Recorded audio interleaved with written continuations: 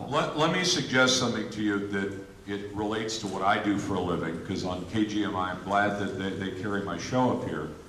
But one of the biggest problems I have with callers is they'll call in and I'll want them to make their point, whether I agree with them or not, and they have a tough time sort of crystallizing it. And it's not a bad, I mean, I hate to use the word intellectual because that makes you think of the UW and the crazy people down there, or maybe Western Washington and the crazy people over there.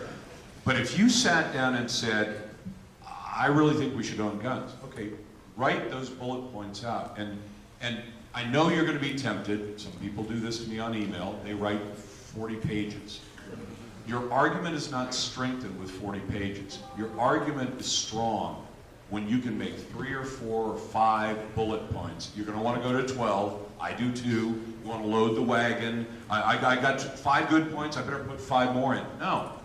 Sit down so that when you're talking to that person who's not going to, his eyes or her eyes are going to glaze over when you get past the 8th bullet point, and say why, and for any issue, if you say we ought to trim back the regulations that make it hard to build housing if we want more housing, if you want to, any change you want, figure out what the primary, and if you don't know what they are, the internet is a great tool.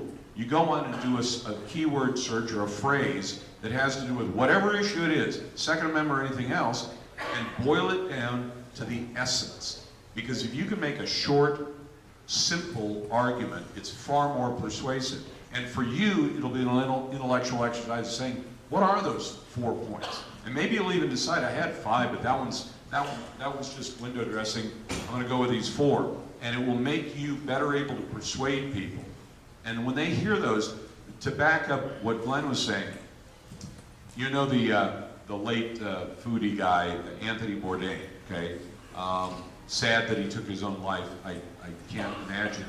I hate the idea of suicide. I hate legalized suicide. But one of the things he did a few years before he took his own life was Ted Nugent challenged him, said, come down to Texas, go shooting with us, we'll eat what we shoot. And he was a tried and true anti-gunner, Bourdain was. Went down to Texas, went hunting with Ted, killed some animals, barbecued them up, had them for dinner, and he had a ball. And he flipped. And remember, for you or one of your friends to flip is not that, it doesn't have that big consequence. But for somebody like Bourdain, he realized if I flip on this issue and say, this was fun, it was enjoyable, it was good, that there are a whole bunch of people who immediately turned off the channel from him, said, I don't want anything to do with that guy.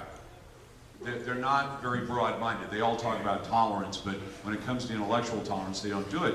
But he flipped completely based on one experience, just like what Glenn described.